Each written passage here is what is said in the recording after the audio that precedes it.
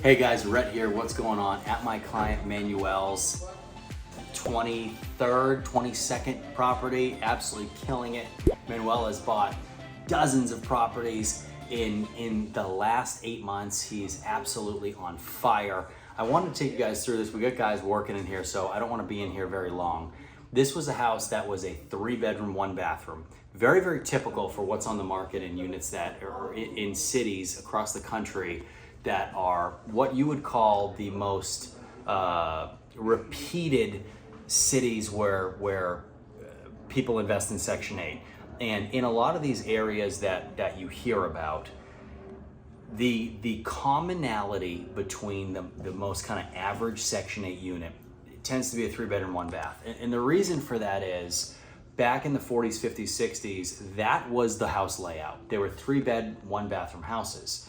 And now, as times have changed and desires and needs have changed, we want to make sure that the products that we're putting on market are separating us from other people. And we do that by adding bedrooms, adding bathrooms. And when you kind of boil down what we do and why we make the decisions we make, and we talk about it on the channel all the time, for investors, we want to make sure we add as much value as we can. That's number one. Number two, making sure we create a house that is very susceptible for tenants to stay in for a long period of time. We want them to stay. We want them to live and grow and have a place that they're proud of. We also want to make sure that homes aren't constantly subjected to maintenance and owners getting nickel and dimed constantly. So we try to take care of as many of those items up front as we can.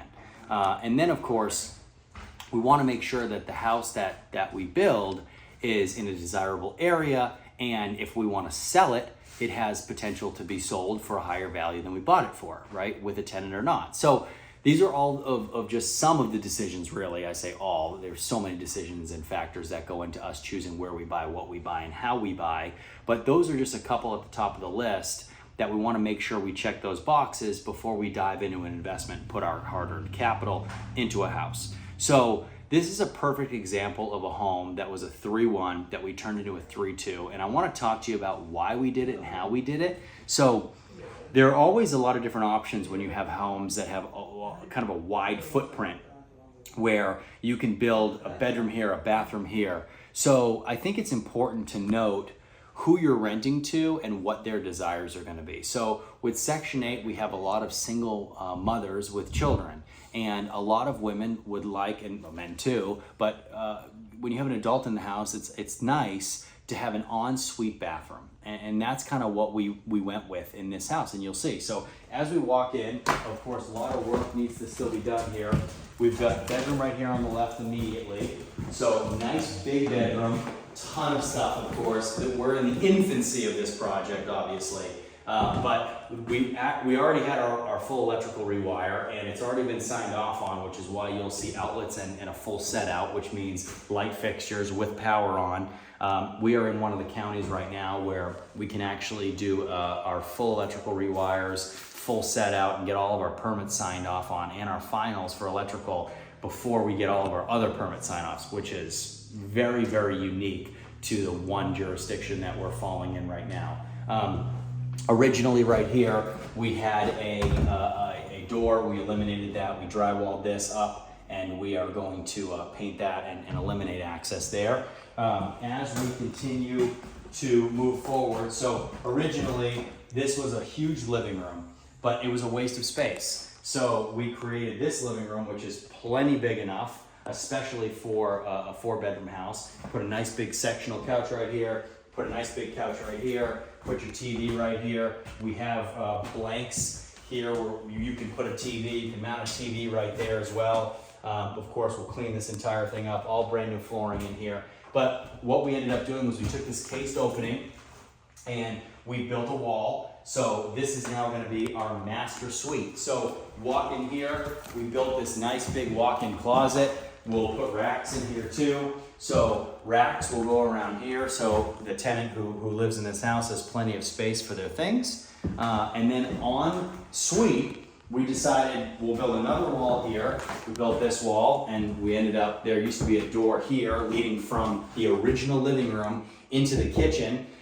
But what we ended up doing was we walled this off. So you took what was just useless living room space in a house, built all these walls, and created a full bathroom and a full bedroom within a very small amount of square footage that is in essence going to create a ton of value for our client, and then of course for the tenant. So as you can see, full rewire. So all of this stuff is completed. So now we can enclose all this after it was all signed off on. So what you have to do when you're building these houses is you have to do all your framing. So we frame it all out, we run all of our electrical wiring, we get it all signed off on, then we can come and put everything back in and then close up all the walls. So that'll be a full bathroom right here, full bedroom here, and then that was of course our second bedroom. Walking down this hallway, this was another entry, so we walled that off. This is bedroom 3 here, which has a lot of stuff that needs to be done to it. Of course, full paint, ton of drywall work, and everything else you can imagine. New doors. We come to the back half of the house, and we have our bathroom number 2.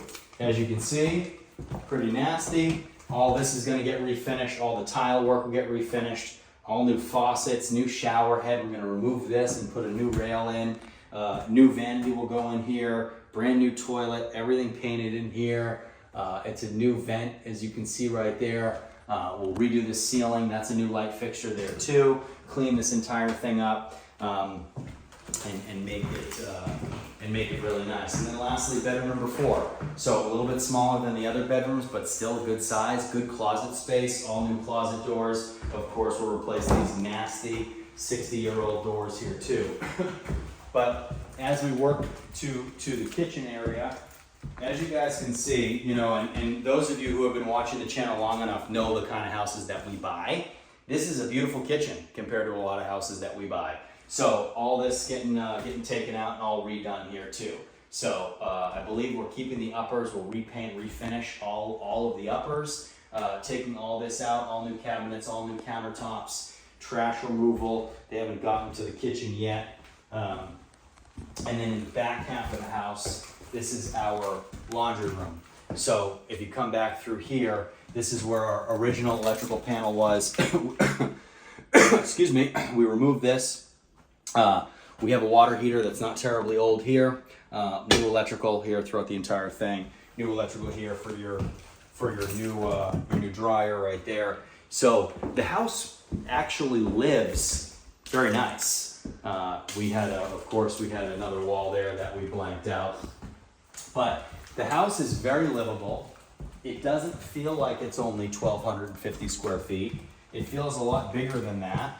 Everything is broken up into its respective places to where it flows. So I'm thrilled for Manuel. This is a 4-bedroom, 2-bathroom house. It'll fly off the rental market because there's not a lot of those on the market, and it's going to rent between $1,300 and $1,500 a month. So thrilled for him.